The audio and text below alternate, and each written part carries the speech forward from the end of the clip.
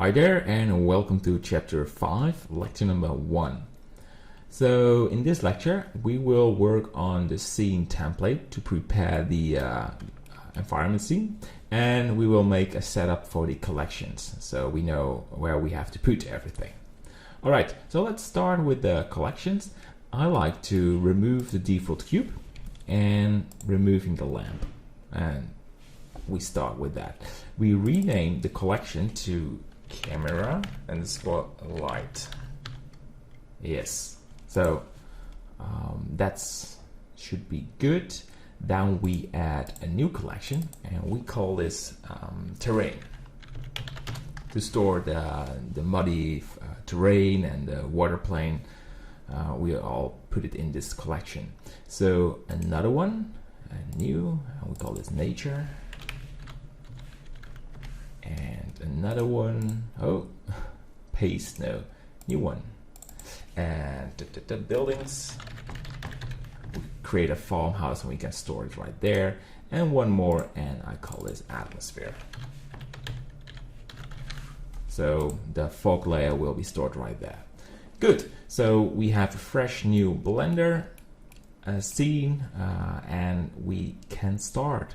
So a small addition on this scene that we didn't do in the previous one is we start with a scene background. So I create a rough setup. I can show you the image, that one. We'll import it. Let's go to the top view so I can show you it a bit better. So what it shows, I always try to drag this with my mouse, so drag this right there. What it shows is the farmhouse in yellow, the brown dots are trees, the green color is grass, and the dark green are some hills, and the blue is water, and the white color is a pad. So it won't be really like this, but it helps us a little bit to positionize the camera and the building. So I can recommend doing this, and you can use this template, of course. It's part of the course, but if you think, well, I want to create something similar but not this setup, feel free to make one yourself.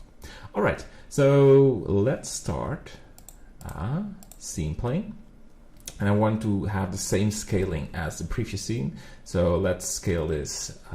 Go to edit mode and press S100, and that will make a size of 200 meters. So we left click on the background plane, right click, left click, and I want to have it the same size, something like this. So background plane. All right, and we rename the terrain to terrain, the plane to terrain, because this is our terrain plane, and we want to have it on top. All right, and I also like I just scaled a bit more GZ, and I also want to add mesh, another plane. We call this water, and let's drag these two into the terrain. And the water plane, let's drag this as very small. Go to edit mode and scale it like this, and then we go to the wireframe and store it right there. Let's scale it a bit more. And I want to change the viewport color. Right now they are both gray and it's very hard to recognize it. So we go to the material, add new, and call this water.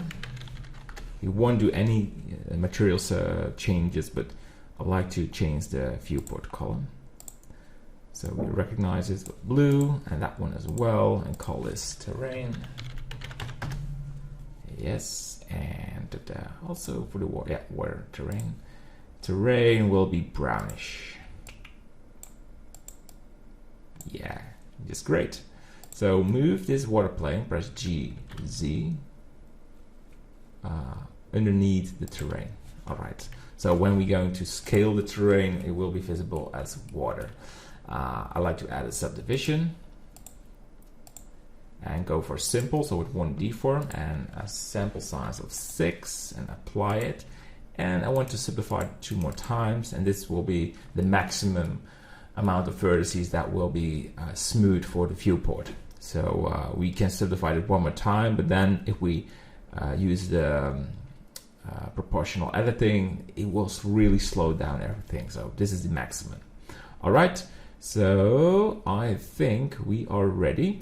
Left click on the camera, go to wireframe so you can move it. I like to put it right there and press 0 and shift title. So, and shift title and move this a bit more to the background. And let's say we want a focal length of 30. Now we need to zoom in a bit more because I want to have the tree in shift title. Wow, shift title. Yeah, a bit more. So, and increase the end to like 500, so we have a bit more distance.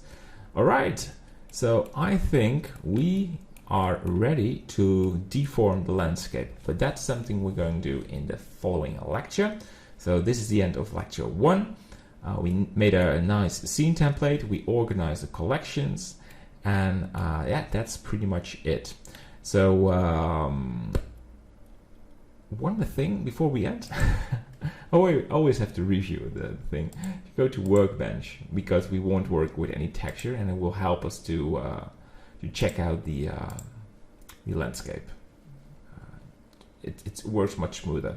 So I like to enable cavity and the shadowing and the outline. So if we go to render, it will look really nice, but we're losing the color a little bit. All right, so see you in the next lecture where we're going to deform the landscape. Bye-bye.